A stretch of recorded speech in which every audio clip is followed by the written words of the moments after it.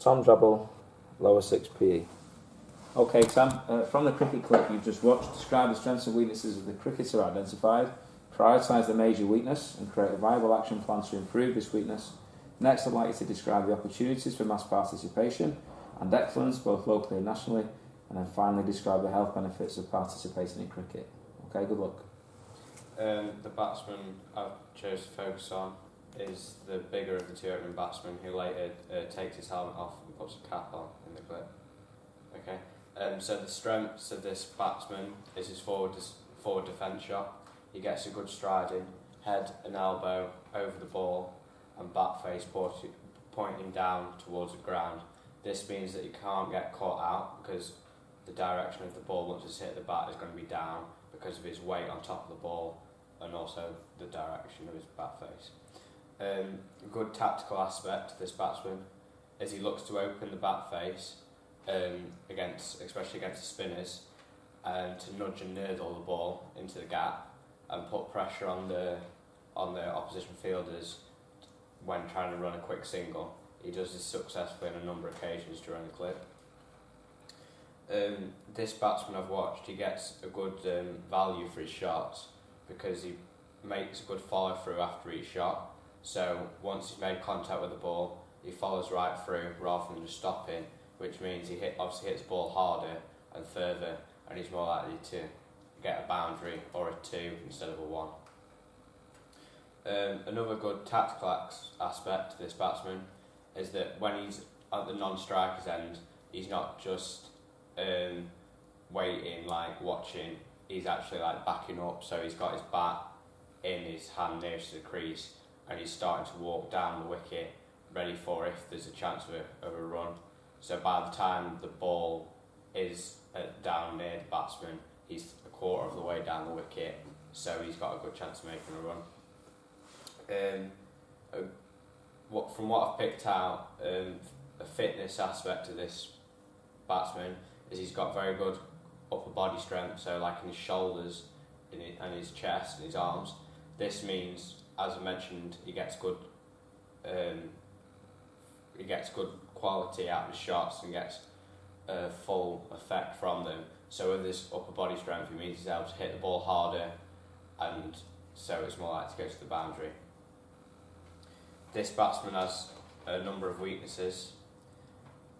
One weakness that I've picked out is that early on in his innings, he plays at balls that he doesn't necessarily need to, and with him being an opening batsman, he runs a risk of getting out because early on in the innings the ball's likely to be swinging, so if he's playing at balls outside his off stump, which doesn't necessarily need to be early on because you just looking to consolidate and not necessarily score at a quick rate, that he runs the risk of getting caught out behind the wicket at either slip or by the wicketkeeper.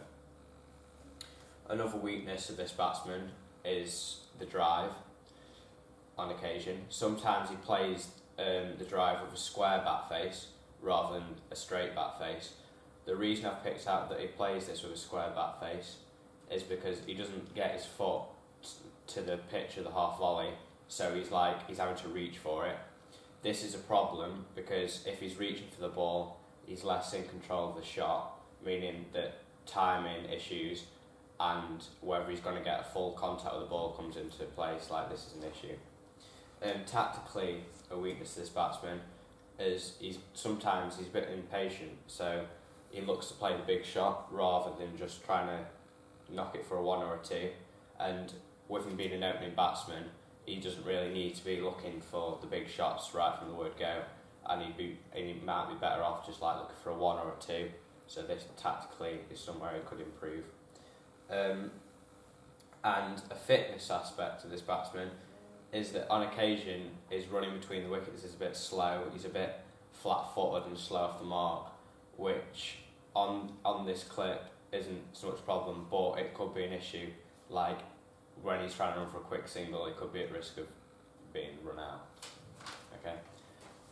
The major weakness I've picked out of this batsman is him playing at balls that he doesn't need to and where he could be leaving.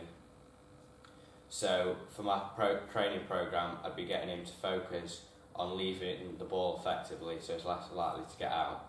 the coaching points for a good leave is that he watches the ball as he would do if he's going to make contact with the ball at the bat. So he watches the ball all the way towards him. He gets his knees bent so he can react. Say if the ball like suddenly comes in towards his stumps and needs to play a shot, with his knees bent, he's more in like an agile position to play a shot if needed. And I want him to get his hands out of the way of the ball, so there's no risk of him getting it off the glove or the bat when he's trying to leave the ball and going behind to the wicketkeeper. So for my coaching, how I teach him the leave, the first week for that one session that week, I'd just be testing him. The way I'd do this test is I'd get him in a net situation with a bowling machine, and then I'd give him 20 deliveries at either off stump or a 5th and 6th stump line, so not actually going to hit the stumps, and I'd see how effectively he leaves the ball or how effectively he plays his shot. When he effectively leaves the ball, that would be 1 point, and then if he plays and misses, he would be deducted a point, and this would then make me gauge a score for him, and this would be a benchmark at the end of the 6 weeks. For the second week, I'd do 2 sessions that week for 20 minutes, and this would just be underarm throwdowns with a tennis ball from a close range, and I'd just be throwing the ball at either off stump or 4/5 stump line, and just trying to getting used to leaving the ball and playing when he needs to. And this is trying to get him to be aware of where his off stump is, and also looking at the coaching points I've mentioned, such as getting his hands out of the way and his knees bent. The second week, I do 2 sets of sessions for 20 minutes.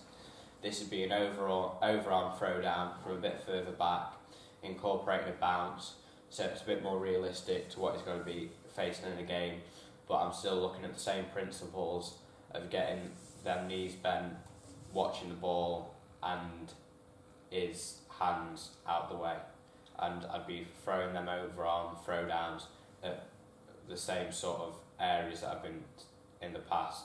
So that would be a 4/5 stump line or at the stumps, where making him have to play. So he's got to decide whether to play or leave. The fourth week, I'd do another set of 20-minute sessions, 2 sessions, and this would be quick fire from a closer distance with a tennis ball underarm. So this would give him little time to think. So it's trying to incorporate all the coaching points I've given him, and it's making it a bit more realistic. So obviously in the game, if he's an opening batsman, he's going to be facing quicker bowlers. So I'd be repeatedly throwing the ball underarm, testing his reaction times, and getting him to decide quickly whether he's going to leave or play. I'd then put the batsman back into a game situation in the 5th week, and then just see if I can witness any improvements just from that, how he's done over the last 4 weeks.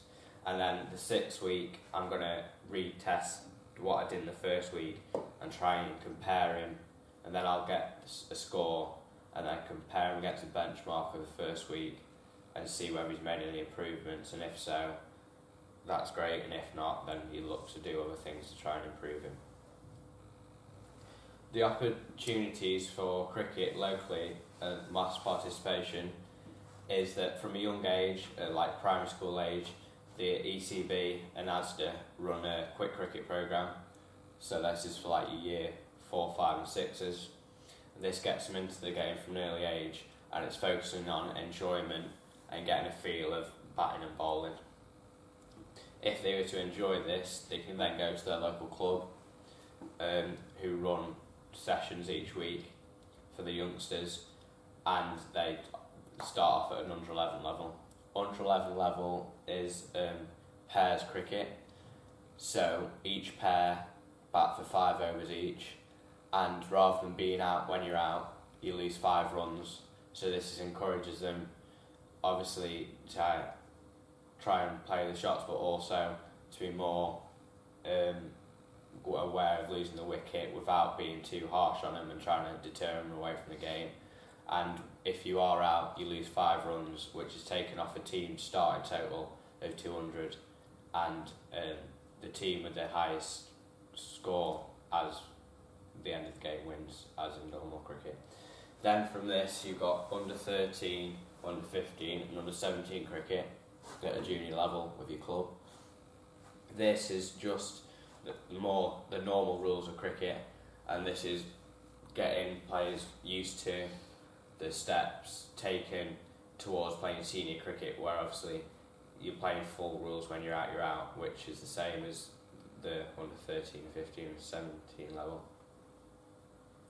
And then mass participation at a senior level in the local area is the teams will have a first, second and third team, and these will train on like a Thursday night, for example, and then if you're good enough you can be picked to play in your local village or club's first, second or third team. The performance aspect of cricket, if you want to play at that level, is you start off with your club, and then if you can go to the next step is then your district, so like High Peak. So district players are selected from their clubs, and you go for a trial, and in this trial, if you're good enough, you get selected to play for your district. From your district level, you then have your junior county teams. So your junior county teams rate every age group from under 11 to under 17, and this to get into the county team you have to go for a trial, because you've shown a good standard of performance at district level, so you're seen as by the coaches to be at a good enough standard to go and trial for the district team, the county team, sorry.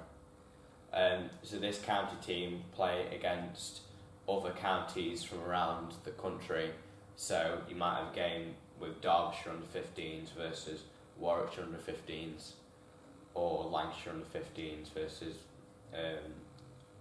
like Lincolnshire under 15s. And then from this level, once you get to like your under 17 county squad, you're then looking to get into an academy, so a Derbyshire academy.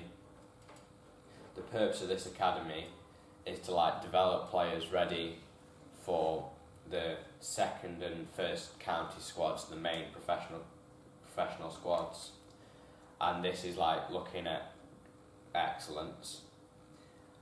So then if you're lucky enough to get into this academy, your next step is to try and earn yourself a professional contract with your county, and once you've got this professional contract, then you're likely to be playing in the first and second teams at this county. So for example, Derbyshire County first team will play in T20 matches, 1-day games and 4-day games.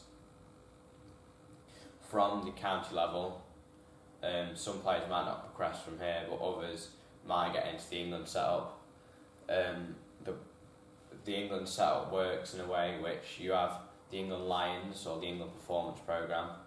The England Performance Programme looks at, as well as like your technique, you're also given nutritional advice and like coping with the media and things, and this is really like a stepping stone towards the main England team, and it teaches you like what life's going to be like if you make the grade for the England team.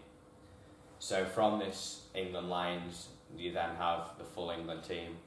The England cricket team is a test nation, so you're playing against Australia, New Zealand, Sri Lanka in test matches, 1-day internationals and T20s. Okay. The fitness benefits of playing cricket. One of them is there's musculoskeletal benefits. With cricket, you're obviously using like your shoulders a lot and your knees, so this is going to improve your joint stability in areas such as in your shoulder, like your rotator cuff, and then you're going to have also linked in with joint stability is muscular hypertrophy, which is also something that will develop if you play cricket on a regular basis for like 2 or 3 times a week. Cardiovascular benefits are cardiac hypertrophy. This is when the walls of the heart get stronger, so there's more effective contraction. And then another benefit of cardiovascular fitness in cricket is improved through like sprinting between the wickets when batting, or when you're fielding, chasing after the ball, or when a fast bowler's running into bowl. So it's like short bursts, which improves your cardiovascular fitness. Playing cricket 2 or 3 times a week makes you maintain a healthy weight, and there's reduced risk of diseases such as osteoarthritis. Finally, the social aspects of cricket mean that people's esteem can improve, confidence, because you feel part of a team and there's that team environment. So you obviously, when you perform well, then you feel like you've done something for the team, so your confidence improves. And obviously, when your team performs well, then this improves your esteem. Thanks, Tom.